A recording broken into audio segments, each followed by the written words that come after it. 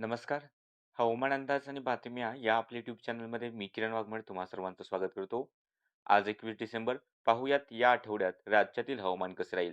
त्या अगोदर आज 21 डिसेंबर आहे, जो की आपल्या या वर्षातील सर्वात छोटा दिवस असतो. सूर्य मकर वृत्तावरती आहे आणि उद्यापासून तो हळूहळू उत्तरेकडे सरकेल, म्हणजे त्याला उत्तरायण सुरू झालं असं म्हणू शकतो. उद्यापासून दिवसाची लांबी हळूहळू वाढेल.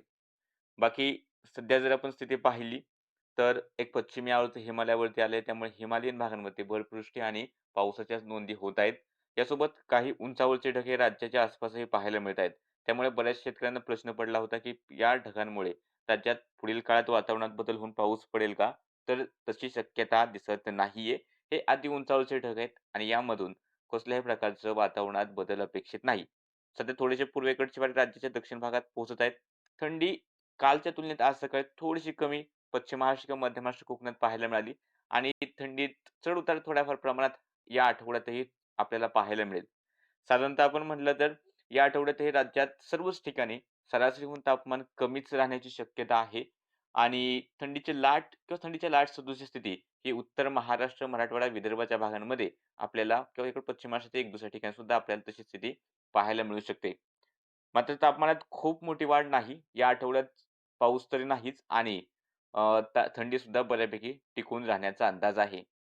त्यानंतर कृषी पीक सल्ला केला तर पाहिला तर गहू पेरणी आता शक्यतो करू नका. कारण 15 डिसेंबर नंतर गहू जसं तुम्ही उशीर कराल पेरायला, तर तसं गव्हाचं उत्पन्न कमी होत असते.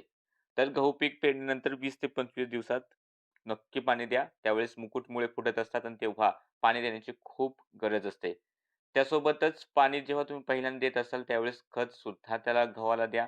त्यानंतर गहू पेरणीनंतर 21, 41, 71, 91, 111, 121 या दिवसाला पाणी चुकवायचं नाही, जर तुमच्याकडे पाणी असेल तर.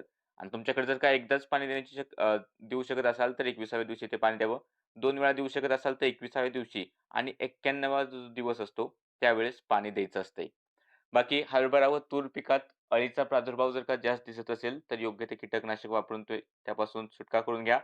थंडीपासून संरक्षणासाठी द्राक्ष पिकाला सायंकाळच्या वेळी हलके पाणी द्यावे व द्राक्ष घड कागदाने झाकून ठेवावेत. बाकी सध्याच्या अपडेटमध्ये इतकंच. दररोज हवामानाचे अंदाज पाहण्यासाठी चॅनल सबस्क्राईब करा. व्हिडिओ लाईक आणि शेअर करायला विसरू नका.